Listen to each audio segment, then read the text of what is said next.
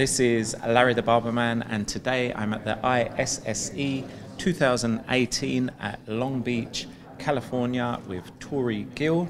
Tori Gill won the competition in Australia for the Best Men's Hairdresser of the Year 2017, and today I'm here to learn her story, find out where she started and where she's actually going within men's hairdressing stroke barbering.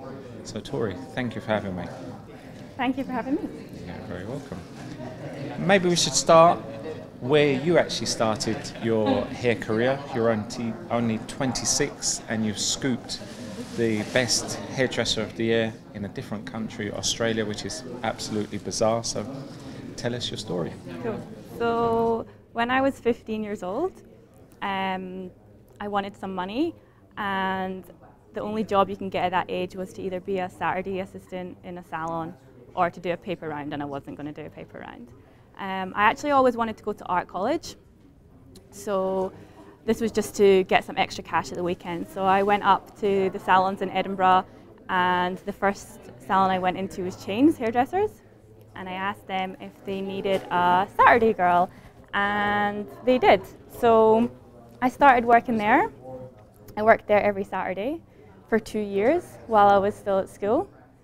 And I still intended on going to art college. I'd done all my exams, I passed my exams. The plan was to go and do something to do with art. But the hairdressers in the salon I worked in would always use me as a model. So I used to go to like different hair shows with them, and this showed me there was actually a really creative side of hairdressing outside what was done in the salon.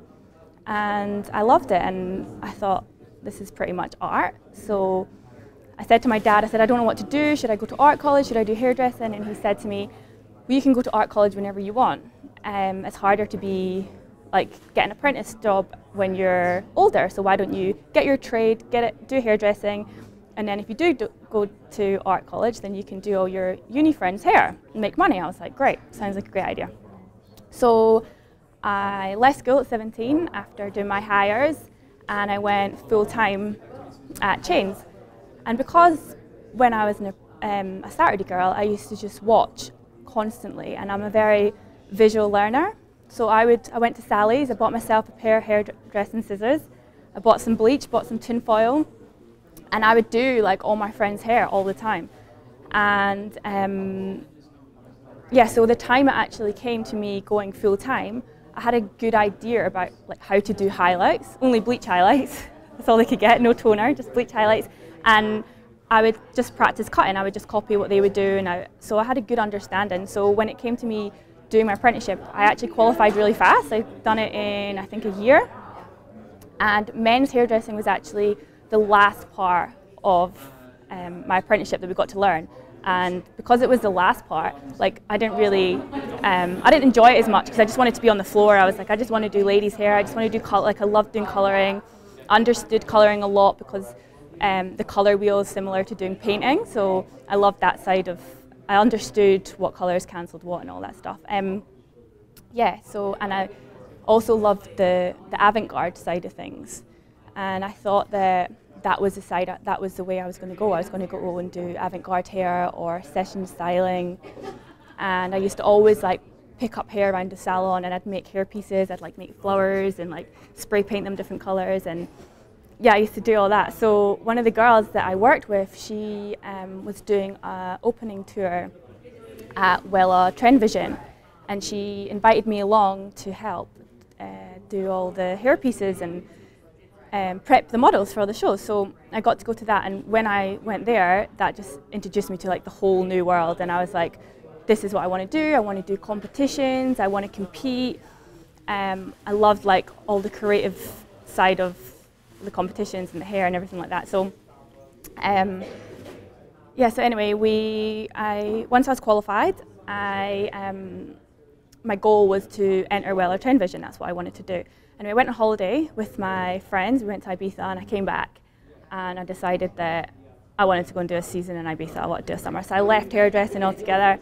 I went to Ibiza, and I worked in a body painting shop actually. I didn't do hair over there.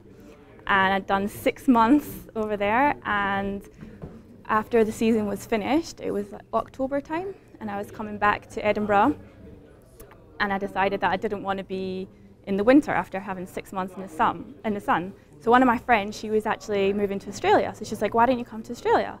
So I was like, all right, why not? So I got my visa, I flew to Sydney, and I got a job in a hairdresser's in Sydney. I had no clue what I was going to do when I was there. I just got a job and I was working there, and then I decided that I wanted to go traveling. So I took off from Sydney and I travelled up the East Coast backpacking, and I cut hair in hostels all the way up, and that's how I earned my money. And then after I got to the top of Australia, I flew down to Melbourne to meet my friend, because she'd now moved to Melbourne. And the girl that she lived with, she was a hairdresser, and she'd just left her job. So she was like, why don't you come to work with me tomorrow and see if you can get my job? So I was like, okay. So I went with her and I ended up getting her job, and then I instantly fell in love with Melbourne, and I said, I want to live here, this is where I want to end up. And one day I was walking past a salon, and they had all like Wella Trend Vision trophies in the window, and I was like, that's where I want to work. So I went in there and I said, oh, I want to work here, like I really want to do competitions. And the girl actually laughed at me and she went, oh, everyone wants to work here. And kind of rolled her eyes at me. I was like, all right, okay. Anyway, so she was like, we're not looking for anyone. So I left it at that. And then I decided that maybe I wasn't done with traveling. So I decided I had to go and work on a farm for 3 months. And then I got to do that, you get a second-year visa for Australia. So I did that, and then I travelled Asia, and I got back to Edinburgh with all intentions of moving back to Melbourne. So I said to everyone, I'm here for a year, and then I'm going to move back to Melbourne. I knew that you could get sponsored being a hairdresser in Australia at the time. So my friends that I used to work with in the salon, they all worked in a barbershop. And they said, why don't you come and work in the barbers? You're only here for a year. And I was like, no way, I'm not doing men's hair. I couldn't really fade hair, to be honest. And I was like, no, it's not my thing. I don't want to work in a barbershop. Anyway, they were like, no, just come. It's like, it's good money, it's proper chilled. Like, and it was actually, the barbershop was under my dad's house. So I was like, right, fine, I'll come see how it is. So I went and worked in there. And I remember when I first started, I was trying to like do fades, and I said to one of the boys, do you think if a client asks for a 0, I can just give them a 1 and they'll not know the difference? And he was like, no, you have to do the 0. And I was like so scared, like with the clippers, because I knew what to do with scissors, but like clipper work was not my strong point. So I got all my mates in that were boys, and I was just like trying it out, like trying to fade their hair, and I finally got the hang of it.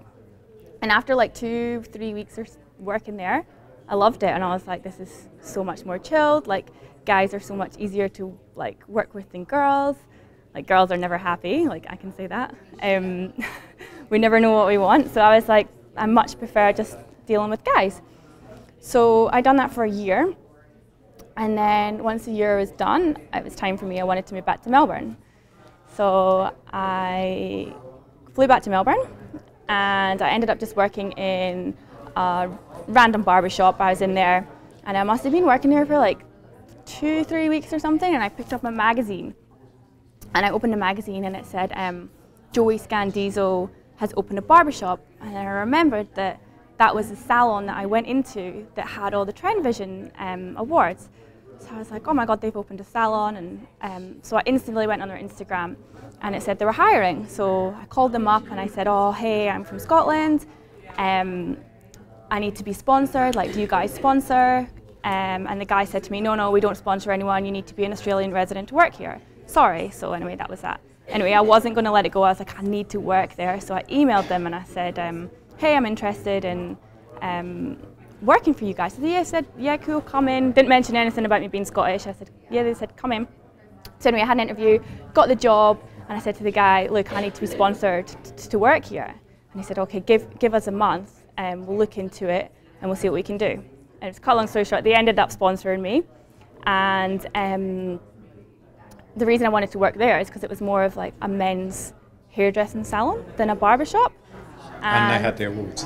What's that? And they had the awards. And they had the awards, yes. So I was like, and as soon as I started, I said to him, I was like, this is what I want to do. I want to compete. Like I want to do. I like the creative side of hairdressing. I want to do hair shows, and I knew that Joey's salon, that's what they did. They specialise that, and they're really well known in Australia, and they do the big hair shows and fashion awards, and like yeah, like do all the fashion shows and stuff. So I knew that maybe like we'd get the chance to do that as well. So anyway, boss was like, yeah, that's cool. And at the time, he was actually entering Australian Men's Hairdresser of the Year. So I said, oh, can I shadow you? Can I watch you, like learn how to do it and everything like that, like get the models and everything. So he was like, yeah. So he gave me loads of jobs to do and like got in contact with model agencies and everything. And I loved it. I loved the whole like preparation side of things. So because I'd done all that, he then said that the following year that I could do it if I wanted to, which is when I decided to enter. And that was last year, 2017. Yeah, that was last year. So that was my first year entering. And yeah, lucky enough I won first year around, which is pretty good. So you left Europe to go to Australia. How would you say that the style of hairdressing differed from the style of European hairdressing or UK hairdressing, barbering? Well, when I first actually got to Melbourne, King's Domain, where I work now, was actually probably one of the only barbershops that were run by like hairdressers. The rest of them were very traditional barbershops, but now there's like so much more coming. Like every single day there's like, you notice a new barbershop opening, and it's like everywhere in the world, I think. But with social media, I don't think that there's certain like trends now in different countries. I think everyone's looking at the same thing and everyone copies the same thing. So like the trends around the world just spread so fast. So everything's pretty similar wherever you go in the world, especially because everyone's just looking at Instagram and see the same stuff. Okay, so that leads me on to my next question. How would you define your style of hairdressing stroke barbering? What kind of stuff do you prefer to do? Yeah, well, I actually cut everything on dry hair. I don't do very much traditional barbering haircuts, so like hard parts or like loads of pomade and stuff.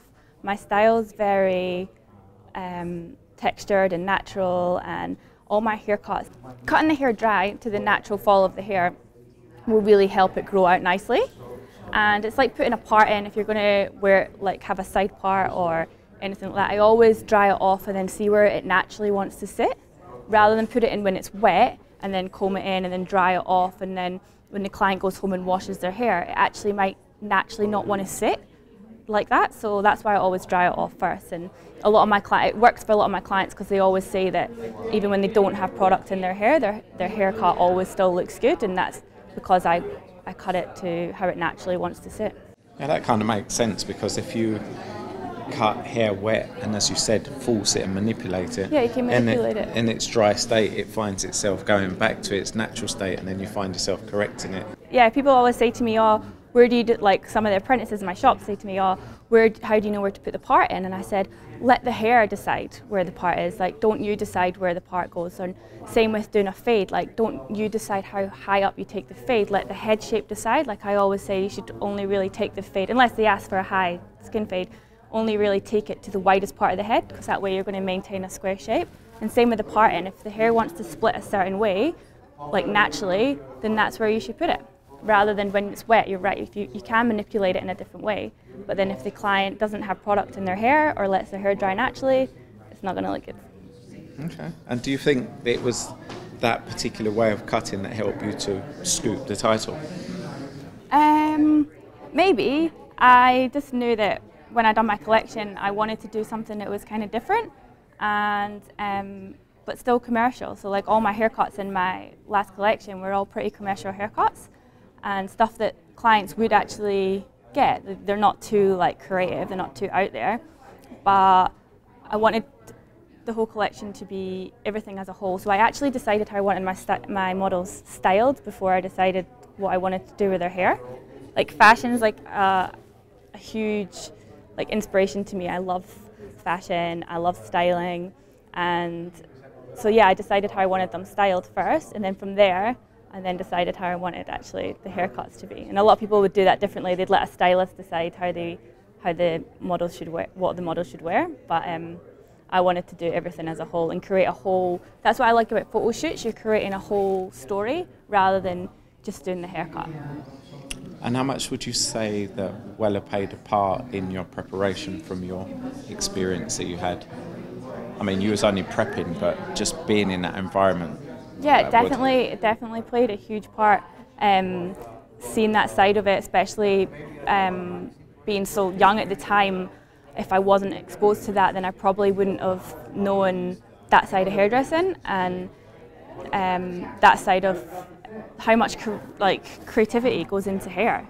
I just knew that was what I wanted to do, and I wanted to compete, and I wanted to do things like that. Okay, so moving forward, what area of hair do you want to go into? Because obviously that's opened up, you know, countless opportunities, and you could probably go in 101 different directions right now based on that accolade of winning best men's hairdresser. What area do you want to go in specifically, and what do you want to bring to that particular area? I definitely want to do a lot of editorial stuff, things for fashion magazines, and editorial things. Obviously, a lot of people in my situation right now go down the education side, and I do like educating. I do a little bit of it, but for me, I prefer to do more styling and editorial things and get more involved with fashion and that side of things. How did you say you actually go about doing a shoot? So you said most people let the stylist, yes. Yeah, so most people obviously let the stylist do the styling, but if I was to do this as a career, then obviously there would be a stylist on the shoot, and they would do that side of things, and then you'd work with the stylist and do the hair. But just with my own collections, I like to style it. So. And do you have a team in place at the moment? Yeah, so I do have one of my good friends. She's a makeup artist, so she does a lot of my stuff. And with stylists, I've got a few different connections like around Melbourne, and we work together and collaborate different things. But hopefully in the future I can get on to doing bigger things. Like when I was younger, we used to do goals in the salon, and all the girls I worked with said, "Oh, we want our own salon, we want our own salon." And my answer was always, "I want my haircut to be on the front of Vogue." Like that was from a young age, that's always what I wanted to do. I never really wanted my own place. It didn't really interest me. I think when you have your own shop, sometimes, not always, it can sometimes take you away from the hair, and it's more about managing people, and that's not what I want to do. I want to stick to just doing hair and fashion. Achieve that goal. And when's your deadline? I always say that if you don't have a plan, then the plan can't go wrong. But I've also heard that by failing to plan, you're planning to fail. That's what I was going to say. In some situations, I think preparation is key. But in things like this, I just think as long as you're always moving forward and bettering yourself every day and doing something, like even if it's baby steps towards your end goal, then that's all that matters, and experiences and opportunities will come your way. So hopefully that happens. So, you've spoken a lot of inspiring talk. Who inspires you? So I definitely say Kevin Lutchman. He's been a huge inspiration to me even when I was doing hairdressing. I love his work, and definitely Jodie Taylor as well. Both of them are so amazing but so different, and I like Jodie's work because it's very editorial, and he does a lot of things that I would actually quite like to do. And in Australia at the moment there's a lot of hairdressers that do editorial stuff, but they're hairdressers that don't really specialise in men's, and I'd like to be the girl that does just men's hair. So like I'd get booked to do different shoots for it that specialise in just doing men's hairdressing rather than somebody that does the overall hair and makeup. I think they really need someone that just specialises in styling men's hair. So do you know Jodie Taylor? I've actually never met Jodie. No. I was just going to say he'd be the perfect. I was going to say he'd be the perfect mentor for you. I would love to meet him, but yeah, I've just not got around to it yet. So maybe one day when I go to London, I'll meet him next time. I have spoke to him before through Instagram and stuff like that. So. Okay. And when you're back to Australia? I am going back to Australia on Thursday. So I'm going to Vegas tomorrow, and then I'm going back to Australia on Thursday.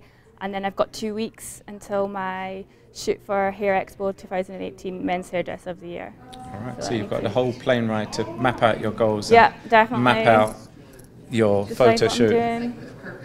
Okay, so Tori, thank you ever so much for giving me your time and sharing your story. It's an inspirational story. I mean, in some respects, based on the fact that you went to Australia, it should have never have happened, but just sheer persistence and determination and pursuing your goals, you actually got through and, you know, won the title of best hairdresser, men's hairdresser in Australia. So, you know, keep on doing what you're doing, and I'm sure sometime soon you're going to get that front cover of Vogue.